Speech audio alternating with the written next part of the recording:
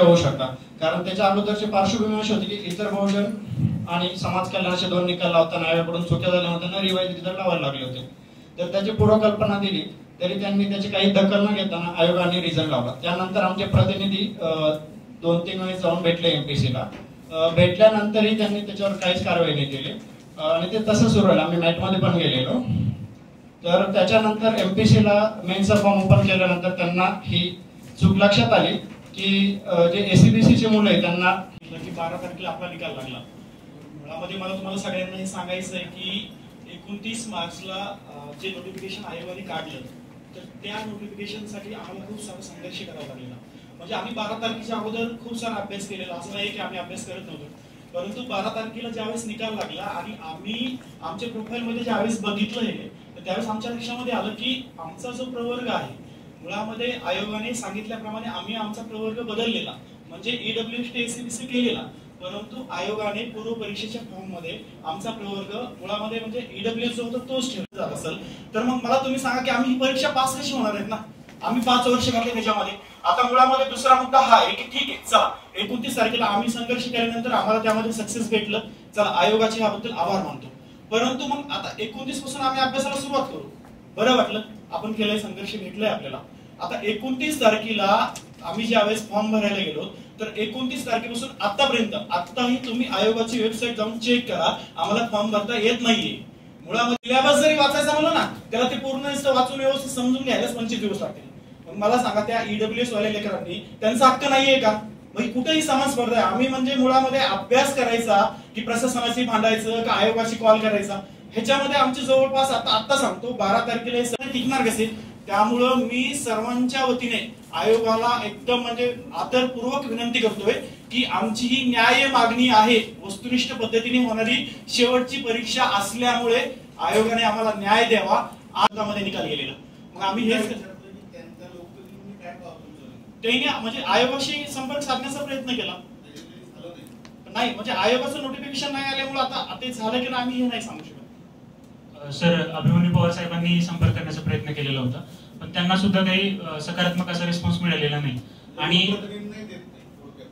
लोकप्रतिनिधी काय अध्यक्ष स्वतः बसतात आणि मुलांच्या समोर प्रेस कॉन्फरन्स घेतात, तसं आपल्या बाबतीत काही होतं दिसत भरलेला. परत त्यांची चेंज करायची लिंक आली, त्यावेळी मी ओबीसी मध्ये गेले आणि एनसेल पण अपलोड केलं. ज्यावेळी मी आता मेनचा फॉर्म भरत होते 12 तारखेला त्यांचा रिझल्ट आला, त्यानंतर मी मेनचा फॉर्म भरताना मला माझी कॅटेगरी ओबीसी न दाखवता ईडब्ल्यूएस दाखवत होती आणि जे की ते परत मला इंटरव्ह्यूच्या वेळी बाहेर काढणार होते कारण माझी आता ओबीसी कॅटेगरी झाली. मग मी आयोगाला कॉल करायचा प्रयत्न केला तर त्यांनी आम्हाला सांगितलं की आम्ही तुम्हाला ओपन मधूनच कन्सिडर करणार. माझ्या ओबीसी जातीचा मला काहीच फायदा इथं मिळत नव्हता. मग आम्ही आमच्या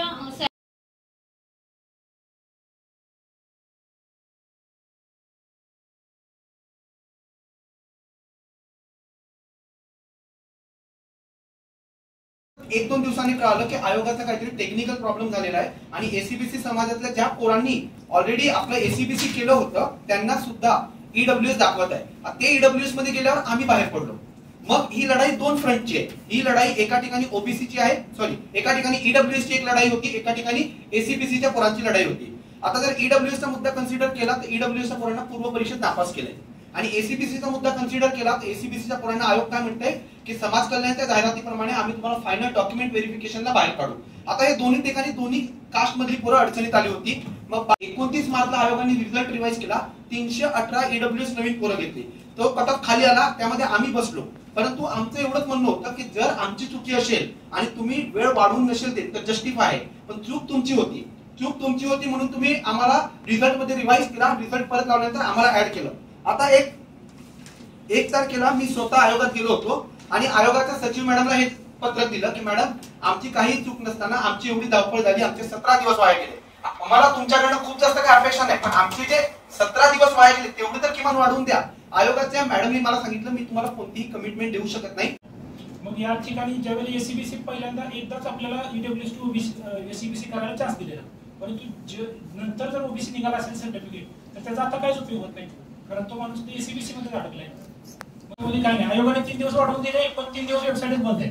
त्यांना फोन केला तर ते म्हणतात आज नका उद्या भरा, उद्या बघा, मोबाईलवर भरू नका, लॅपटॉपवर भरा. तिकडे बघितलं तिकडे पण तो एरर येतो. नाहीये का तर हा गोंधळ झालाय.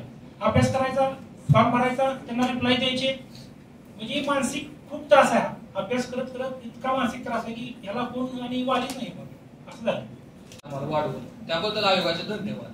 परंतु आयोगाला एक नम्र विनंती आहे, तुम्ही जो दिलेला चान्स आहे तो तुम्ही स्वतःहून हिरावून घेऊ नका, ही एक कळकळीची नम्र विनंती आहे. कारण एवढं ह्या प्रोसेसनुसार आहे ना, ऑब्जेक्टिव्ह पॅटर्ननुसार ही शेवटची परीक्षा आहे. इथून पुढे आता डिस्क्रिप्टिव्ह पॅटर्न मॅडम कुठे आहेत, अध्यक्ष कुठे आहेत, सदस्य कुठे आहेत, का ते मुलांचे प्रॉब्लेम असे पब्लिक स्पेअर मध्ये येऊन का सॉल्व्ह करत नाहीत, हा एक सर्व मुलांच्या एमपीएससी विद्यार्थ्यांच्या वतीने ओबीसी लिंक ओपन करायला पाहिजे. आणखी कुठल्याही पद्धतीची लिंक ओपन नाही झालेली आहे.